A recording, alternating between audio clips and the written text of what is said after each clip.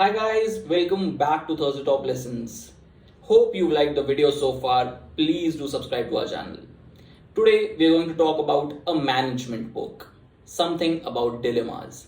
Let me first introduce you to the author of this book, someone who has spent majority of his career as a CEO, someone who has worked with global giants such as Unilever, Philips, Nokia, PepsiCo and Aditya Birla Group. Someone who I know as my first CEO.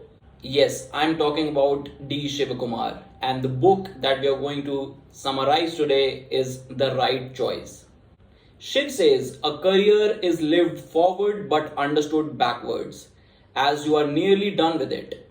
The most successful careers are, in fact, a set of zigzag patterns marked by spells of stagnation interspersed with rapid growth. All said and done, a career should not culminate on a note of disgrace, nor it should end in a whimper, that is, go unnoticed. Making a difference is an important aspect of a career well lived. Shiv covers 10 different dilemmas that a person faces throughout their career, and this will be covered in a two-part video series. So first things first, let's talk about his 5 top lessons for a career. First, he says that there is no manual 101 for a successful career. Context and timing are all too important for a movie to be successful and for a movie star to be noticed. Sheer craft alone does not ensure success. The same is with your career. Second, no two careers are alike. Even though candidates may well have many things in common, if you were to examine bare statistics, less than 5% of an IM batch makes it to the CEO's office. The MBA degree at best opens the first door to a company and a window to the second company. Beyond that, it's your own perseverance and performance that matters. Third, timing is of paramount importance for a good career. One tough truth that I have learned about timing is that emotional state you are in has a vital role to play. If you are unhappy in your current company, then any role that comes your way looks very good. The best career moves are those that are made when you are happy in your current company and then a better role comes along to take you out of your current company. That's a rational decision. Fourth, a good career reaches out beyond your job's boundaries in making a contribution. In the future, I think people would opt for a combination of paid and unpaid work to nurture what gives them satisfaction or meaning. Fifth, the maturity to deal with frustrations at work while you get credit for your predecessor's actions. You need to be smart about handling the downside without being a spoiled child about it. So we will be covering 5 dilemmas in this book. The other 5 will be covered in the next video. So the first dilemma that we are going to talk about is money the most important variable in a career? He says that my advice to young managers, that is to anyone below the age of 30, is to maximize their learning and work at a place where they can multiply their capabilities rather than choosing money as the variable to maximize. This choice will not hurt them. The average Indian saves about 20% of his or her salary, while the millennial saves about 11%. The latter tends to splurge more on experiences, and of course, compared to the earlier generation, the millennial is spoiled for choice. Money is the major reason for joining a company, but not for leaving an organization. Let us talk about the second dilemma now. Should I do a second MBA? Something that most of us, including me, have struggled with. According to the India Skills Report 2019, the employability of MBA students has gone down from 41% in 2014 to 36% in 2019. Another point he makes is that automation and competing globally are certain motivators to opt for this. Capitalism has been under fire in most countries, including the America and the UK, the traditional flag bearers of capitalism.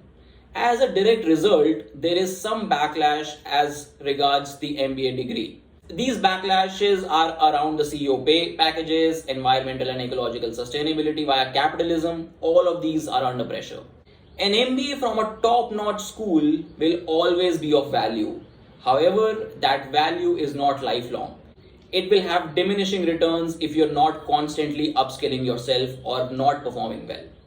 So, dilemma 3, it's about living apart. Couples these days, both of them are working and have lucrative careers. So, is it a wise decision to live apart? Let's hear his take on this. In 2011, in urban India, 52.3% of families were nuclear, husband and wife and unmarried children living together under one roof.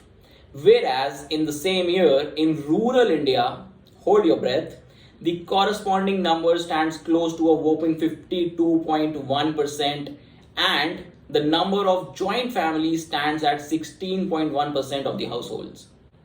There are three reasons for people to stay married but live apart.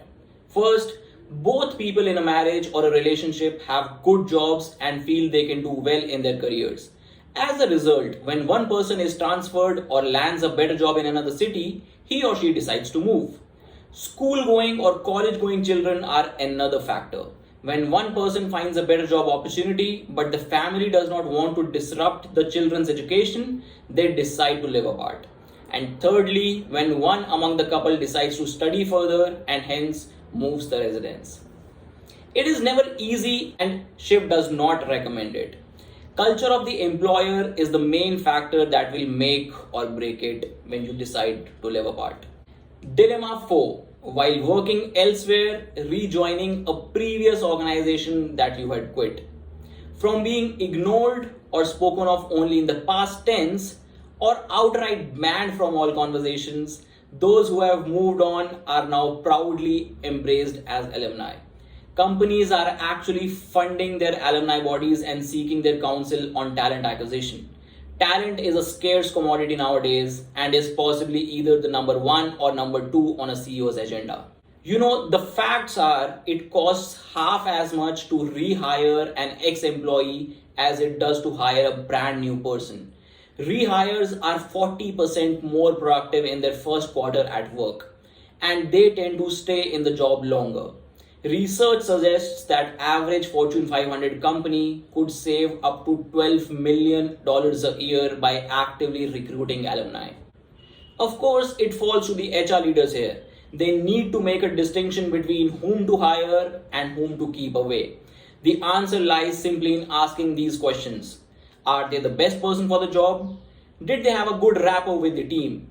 Performance matters, but so does personality. You don't want to bring back into your organization someone who may hinder the productivity of the rest of your team.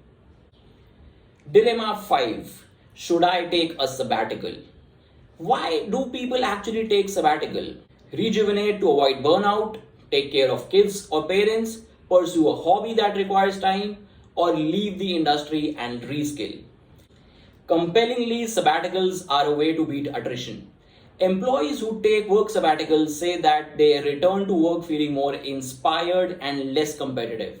The space to reflect, time to travel, the opportunity to focus on personal goals, these all contribute significantly to employee wellness. Sabbaticals also help stress test the org structure for unexpected departures and pipeline building. So this is all for today. We will cover the next 5 dilemmas that Shiv talks about in the next video.